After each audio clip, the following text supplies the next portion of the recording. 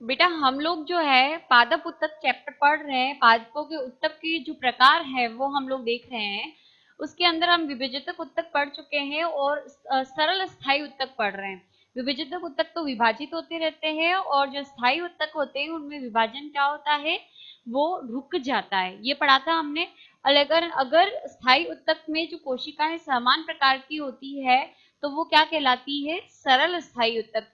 यानी सारे कोशिकाओं का एक उत्तक के अंदर जितनी भी कोशिकाएं होती हैं, अगर वो सेम आकृति की होती हैं, सेम काम करती हैं, तो वो उत्तक क्या कहलाता है, सरल स्थायी उत्तक। और उन कोशिकाओं के अंदर विभाजन जो होता है स्थायी या अस्थायी रूप से रुक जाता है।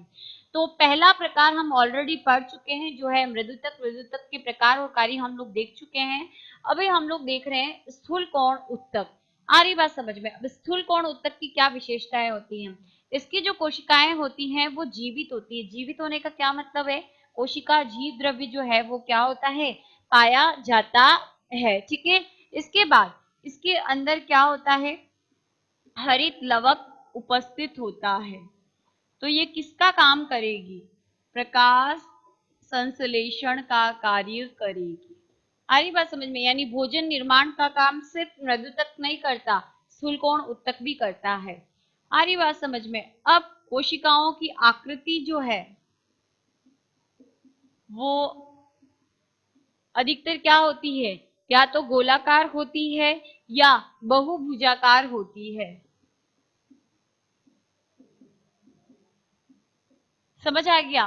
फिर एक वेरी इंपॉर्टेंट पॉइंट जो इसका आता है कि इन जो स्थूलकोण उत्तक की कोशिकाएं होती हैं उनके जो कोण होते हैं, जैसे सपोज ये कोशिका है, मैं ले लेती हूं ऐसे, ये कोशिका मैंने ली, ठीक है। इसका ये कोण, ये कोण, ये कोण, ये कोण, इस कोशिका का कोण, कोण यहाँ, ये कोण, ये कोण, ये कोण, ये जो कोण आपको दिख रहे हैं ना, 90 डिग्री का कोण बन रहा है ना यहाँ पे, तो ये जो कोण होते हैं वहां पर, वहां की जो कोशिका भित्ति होती है वो मोटी होती है। क्या होती है, कोण वाले हिस्से पर क्या होता है, कोशिका भित्ति की मोटाई क्या होती है, अधिक होती है। एक मोटापन पाया जाता है कोण वाले हिस्से पर, इसीलिए इन्हें क्या कहते हैं, स्थूल कोण उत्तक। अब इस मोटापन को क्या कहते हैं हम, स्थूलन बोलते हैं। तो जो कोशिकाओं के कोण होते हैं उनमें स्थूलन पाया जाता है, यानी मोटापन पाया जाता है। और ये मोटापन क्यों पाया जाता है, कुछ पदार्थों का जमाव हो जाता है, कार्बनिक पदार्थ होते हैं जैसे कि सेल्यूलोज, ग्लूकोज अणु के कई जुड़ने से सेल्यूलोज का निर्माण होता है, हेमी सेल्यूलोज, है ना। और तीसरा होता है पैकेटीन। ये पदार्थ जो है इस कोशिका भित्ति पर होते हैं, लेकिन जो आप देख रहे हो ये कोण, यहाँ पर इन पदार्थों का जमाव क्या होता है, अधिक होता है। समझ आ गया? तो इस मोटापन को हम कहेंगे स्थूलन कहेंगे, और नाम इसका क्या हो गया, उत्तक का, स्थूल कोण उत्तक। समझ आ गया? नेक्स्ट पॉइंट क्या है कि चौथा पॉइंट अगर हम देखते हैं कि इसमें किसका जमाव होता है, पैकेटीन का। पैकेटीन जो है वो जल रागी होता है, यानी जल से इसे विशेष प्रेम होता है, आर्द्रता को जो है वो ग्रहण करता है, जल को ये ग्रहण करता है। इसकी वजह से क्या होता है, पैकेटीन अगर जल ग्रहण करेगा, और पैकेटीन किसके ऊपर जमा हुआ है, कोशिका की बाह्य परत क्या है, पादप कोशिका की, कोशिका भित्ति। तो कोशिका भित्ति क्या होती है, लचीली हो जाती है और नम हो जाती है, क्योंकि पैकेटीन जल का क्या करता है, अवशोषण करता है।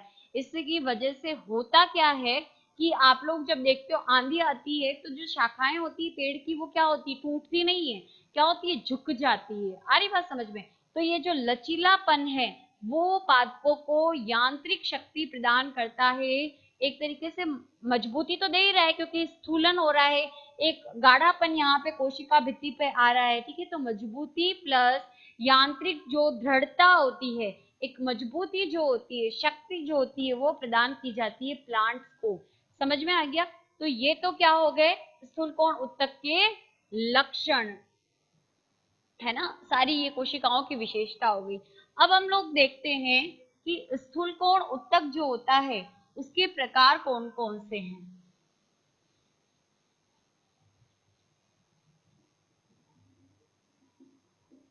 स्थूल कोण उत्तक के प्रकार। पहला आएगा कोणीय, दूसरा स्तरित, ठीक है, और जो तीसरा टाइप होता है वो होता है रिक्तिकामय। कोणीय में क्या होता है, देखो जैसे ये कोशिका है, ये कोशिकाएं हैं 1 2 3, तो इसके जो कोण होते हैं ना, ये कोण आप देख रहे हो, यहां पर हेमिसेल्यूलोज और पैकेटीन का क्या होता है, जमाव होता है। यानी कोण पे जो है कोशिकाओं की जो कोशिका भित्ति जहां पे कोण बनाती है, वहां पर हेमिसेल्यूलोज पैकेटीन आदि का क्या होता है, जमाव होता है। समझ आ गया? ऐसा किसमें होता है, ये उत्तक किसमें पाए जाते हैं, टमाटर, धतूरा आदि के अंदर देखने को मिलते हैं। फिर आ गया स्तरित, सूरजमुखी जैसे प्लांट में मिलते हैं। होता क्या है, जैसे ये एक कोशिका है, अब ये पूरी की पूरी टच हो रही है इस दूसरी कोशिका से, अब ये पूरी की पूरी टच हो रही है इस तीसरी कोशिका से, 1 2 3, ये इसकी क्या है, स्पर्श रेखीय भित्ति है। स्पर्श रेखीय भित्ति है, यानी ये कोशिका की भित्ति इस दूसरी कोशिका की भित्ति को क्या कर रही है, टच कर रही है। तो वहां पर क्या पाया जाएगा, स्थूलन पाया जाएगा या हेमिसेल्यूलोज सेल्यूलोज पैकेटीन का जमाव पाया जाएगा, जहां पर कोशिकाएं की भित्ति कोशिकाओं की भित्ति एक दूसरे को क्या करती है, टच करती है। अगर सपोज यहाँ पर भी है कोशिका, तो यहाँ पर भी टच करेगी, तो यहाँ पर भी क्या पाया जाएगा, स्थूलन पाया जाएगा। ये कोशिका ये दोनों एक दूसरे को यहाँ टच कर रही है, इस बीच वाले हिस्से में क्या पाया जाएगा, हेमिसेल्यूलोज सेल्यूलोज और पैकेटीन का जमाव पाया जाएगा, जिसको हम बोलते हैं स्थूलन। समझ में आ गया कोशिका भित्ति पर? तो ये हो गया। फिर आती है रिक्तिकामय। तो रिक्तिकामय को समझना कि जैसे ये कोशिकाएं हैं, ये 3 कोशिका है, फर्स्ट सेकंड और थर्ड, इनके बीच में आप ये गैप देख रहे हो, इसको क्या बोला जाता है, अंतरा कोशिकीय अवकाश बोला जाता है। अब इस कोशिका का ये वाला हिस्सा आ रहा है यहाँ पर इस अंतरा कोशिक अवकाश की ओर, इधर वाली कोशिका का ये वाला और इधर वाला, तो जो हिस्सा आता है ना इन कोशिकाओं का किसकी ओर, अंतरा कोशिक अवकाश की ओर, वहां पर क्या पाया जाता है, स्थूलन पाया जाता है। अगर कोशिकाओं में आ रही बात समझ में, तो उसे कहेंगे रिक्तिकामय जो है स्थूल कोण उत्तक। ऐसा किसमें होता है, साल्विया नामक एक प्लांट होता है, जिसको 12th में आप थोड़ा अच्छे से पढ़ोगे प्रैक्टिकल के टाइम, तो उसमें ये आपको देखने को मिलता है। तो ये हो गए हमारे स्थूल कोण उत्तक के 3 प्रकार। समझ आ गया? अब आता है स्थूल कोण उत्तक के कार्य।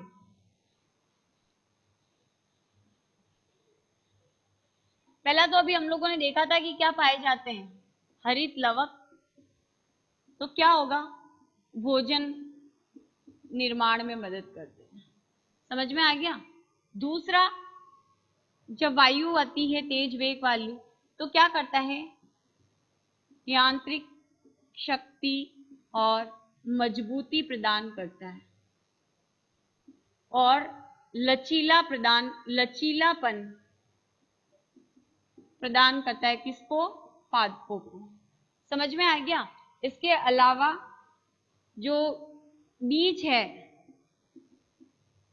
उनके अंदर जो कोमल अंग पाए जाते हैं, यानी अगर बीज है, उस बीज का आवरण जो है, उसके अंदर क्या उपस्थित है, बीज आवरण, आवरण का मतलब समझते हो, बीज है उसके बाहर कोई भी कवर होता है, उसको क्या बोलेंगे, बीज का आवरण। आ रही बात समझ में? तो अगर बीज के आवरण में क्या उपस्थित है, स्थूल कोण उत्तक उपस्थित है, तो इस बीज के ये बीज का आवरण है, इसके अंदर जो भी कोमल अंग है वो क्या रहेंगे, सुरक्षित। तो कोमल अंगों की क्या करता है, सुरक्षा। अंदर जो कोमल अंग है उनकी क्या करता है, सुरक्षा करने का काम करता है। ठीक है, उसके बाद क्योंकि ये कैसी थी, जीवित थी, तो ये घाव विभेदक, यानी जब भी पौधे में क्या हो जाता है, कोई भी इंजरी हो जाती है, तो उस घाव को भरने वाले उत्तक के रूप में ये कार्य करना क्या कर देता है, शुरू कर देता है। तो ये आपका हो गया सेकंड टाइप, किस कौन से उत्तक का, स्थूल कोण उत्तक का, जिसमें हमने इसके प्रकार देखे और इसके कार्य देखे।